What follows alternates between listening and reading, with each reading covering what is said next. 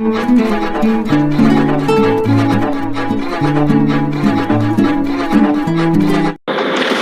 की इस वीडियो में हम बात करेंगे राहुल गांधी की।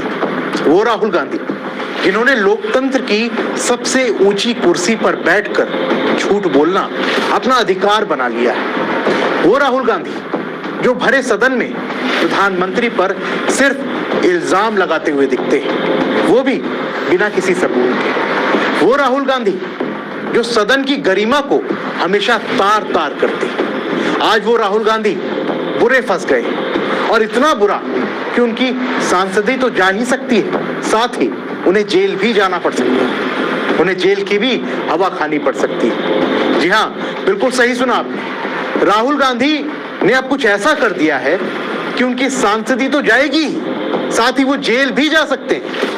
और राहुल गांधी के पास बचने के लिए क्या है पूरा मामला हम आपको बताएंगे, लेकिन उसके लिए आपको इस वीडियो को अंत तक देखना होगा। सबसे पहले तो आप ये जान लीजिए कि राहुल गांधी ने जो किया है वो सिर्फ एक संसदीय विवाद नहीं है, ये संसद की गरिमा का सवाल है, नेता प्रतिपक्ष की जिम्मेदारी का सवाल है, और राहुल गांधी की उस पुरानी घिसी पिटी आदत का सवाल है जो सदन को इल्जामों का अखाड़ा बना देती है।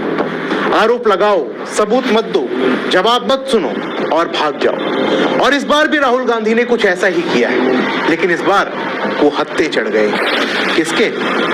केंद्र सरकार के। और केंद्र सरकार ने अब फैसला कर लिया है कि वो अब ये सब बर्दाश्त नहीं करेंगे। इसलिए राहुल के खिलाफ अब केंद्र सरकार विशेषाधिकार हनन प्रस्ताव लाने जा रही है। तो सबसे पहले आप ये समझिए कि संसदीय विशेषाधिकार क्या होता है। आपको बता दें कि संसद के नियमों के मुताबिक हर सांसद को बोलने की आजादी मिलती है, सिविल मामलों में गिरफ्तारी से सुरक्षा मिलती है, कार्रवाई में हस्तक्षेप से बचाव मिलता है, लेकिन ये अधिकार जिम्मेदारी के साथ आते हैं। मतलब कि अगर आप किसी भी संसद के सदस्य के ऊपर गंभीर आरोप लगाते हैं तो आपको सबूत भी देने होते हैं, जानकारी का स्रोत बताना होता है, दस्तावेज पेश करने होते हैं, नहीं तो आरोप लगाने वाले सांसद के ऊपर विशेष अधिकार हनन प्रस्ताव लाया जा सकता है, जिसके कारण आरोप लगाने वाले सांसद की सांसदी जा सकती है और उसकी गिरफ्तारी भी हो सकती है।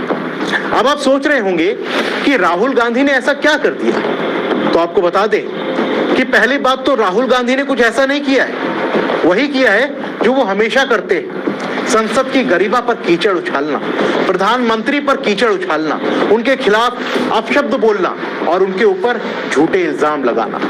लेकिन इस बार राहुल गांधी ने ऐसा करना राहुल गांधी को बहुत भारी पड़ गया है। अब वो केंद्र सरकार के हत्थे चढ़ गए हैं। कैसे? हम आपको बताते हैं। राहुल गांधी ने केंद्रीय बजट में चर्चा में भाग लेते हुए मोदी सरकार को कटघरे में खड़ा किया था और आरोप लगाया था कि ये डील अमेरिका के सामने होलसेल सरेंडर है। राहुल गांधी ने अमेरिका के साथ व्यापार समझौते को लेकर सवाल खड़े करते हुए कहा था कि ये बराबरी की शर्त पर नहीं किया गया है। उन्होंने कहा कि इस सरकार को शर्म आनी चाहिए कि उसने भारत माता को बेच दिया है। राहुल ने दावा किया कि भारत अमेरिका समझौते में देश के किसानों के हितों को कुचला गया है, जैसा आज से पहले किसी प्रधानमंत्री ने नहीं किया और आगे भी कोई नहीं करेगा। इतना ही नहीं, राहुल गांधी ने संसद में अपने भाषण के दौरान एप्स्टीन फाइल से जुड़ी कुछ बातें भी कही थी और प्रधानमंत्री पर बिना सबूतों के बेहद शर्मनाक आरोप लगाए थे। इसके बाद सत्ता पक्ष का आरोप है कि राहुल ने बिना पुख्ता प्रमाण के ये बयान दिए हैं, इसलिए सरकार मांग कर रही है कि वो अपनी बातों को सत्यापित करें, नहीं तो उनके खिलाफ विशेष अधिकार हनन प्रस्ताव लाया जाएगा। और इतना ही नहीं, केंद्रीय संसदीय मंत्री किरण रिजिजू ने भी इस मामले पर राहुल गांधी पर हमला बोला है और कहा है कि नेता विपक्ष अक्सर सदन में मनगढ़ंत और बेबुनियाद आरोप लगाते हैं, इससे सदन की गरिमा कम होती है। उन्होंने बड़ा बयान देते हुए कहा कि नेता विपक्ष राहुल गांधी ने आज भी गलत बयानबाजी कर सदन को गुमराह किया है, इसलिए आज शाम 5 बजे तक उन्हें अपने बयान पर माफी मांगने को कहा गया है, वरना सरकार उनके खिलाफ विशेष अधिकार हनन प्रस्ताव लाई। We are going to file a notice, privilege notice against Sri Rahul Gandhi for misleading the House and also making baseless statement. There is a very clear-cut rules of procedure and conduct of business in the Lok Sabha and Rajya Sabha. When a member intends to make serious charges of allegation against another member, then you have to make a notice and also substantiate the allegation. So I have on the floor of the House requested Sri Rahul Gandhi ji to make necessary authentication of those points he has made. Number one, Sri Rahul Gandhi has made useless and false allegation against the government, against the Prime Minister, saying that Prime Minister has sold India in Indian interest. On what basis?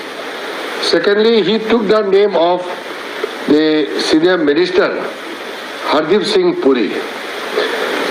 He has made a serious allegation against Hardeep Singh Puri without giving any notice. इसी के साथ ही भाजपा प्रवक्ता सुधांशु त्रिवेदी ने भी party मुख्यालय में संवाददाता सम्मेलन को संबोधित करते हुए राहुल गांधी पर संसदीय परंपराओं को आघात पहुंचाने का आरोप लगाया। उन्होंने कहा कि संसद लोकतंत्र में उच्चतम मानकों और मर्यादाओं का प्रतीक मानी जाती है, लेकिन हालिया घटनाओं ने संसदीय परंपराओं को आघात पहुंचाया है। आप खुद सुनिए उन्होंने क्या कहा। मित्रों, देश के संसद का सत्र चल रहा है। संसद का सत्र लोकतंत्र में उच्चतम मानकों के प्रतीक के रूप में माना जाता था, परंतु आज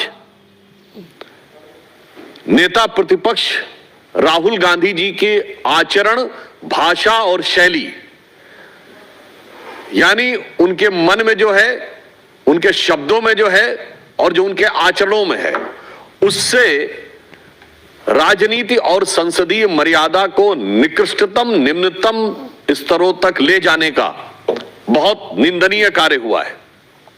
उन्होंने एक बार फिर अपनी उसी चिरपरिचित कुंठाग्रस्त शैली में प्रधानमंत्री श्री नरेंद्र मोदी जी के प्रति ईर्ष्या से ओतप्रोत होते हुए, आकंठ डूबे हुए, अनर्गल झूठे आरोपों का पीठ से कहने के बावजूद उन्होंने बारंबार उन्हीं बातों को रिपीट किया है। मैं कह सकता हूं कि जब आज इस विषय पे बात आई कि संसद में विषय तथ्यात्मक आधार पे होना चाहिए, विषय संगत होना चाहिए, तो उसमें आपने एक पुरानी कहावत सुनी होगी, spit and run, shoot and scoot, कुछ झूठ बोलो और भाग जाओ, मगर जहर बुझा झूठ बोलो, स्पिट अ वेनेमस लाई, देन अब्रॉड फ्लाई, यानी पहले एक झूठ बोलो, जहरीली भाषा में झूठ बोलो और फिर तुरंत विदेश की तरफ उड़ जाओ।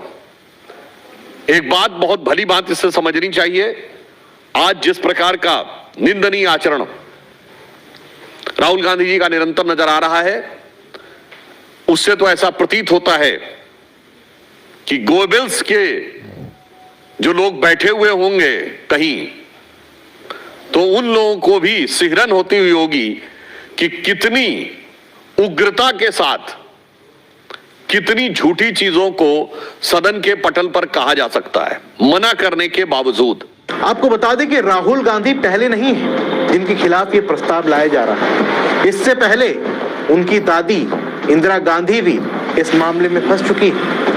1978 में तत्कालीन गृह मंत्री चरण सिंह ने इंदिरा गांधी के खिलाफ विशेष अधिकार हनन का प्रस्ताव लाया था। इंदिरा गांधी के ऊपर आरोप लगा था कि उन्होंने इमरजेंसी के दौरान अधिकारियों के काम में बाधा डाली थी, जिसके बाद संसद ने इस प्रस्ताव को मंजूर किया और इंदिरा गांधी को लोकसभा से निष्कासित कर दिया गया, जिसके बाद कुछ समय के लिए उन्हें जेल भी जाना पड़ा था।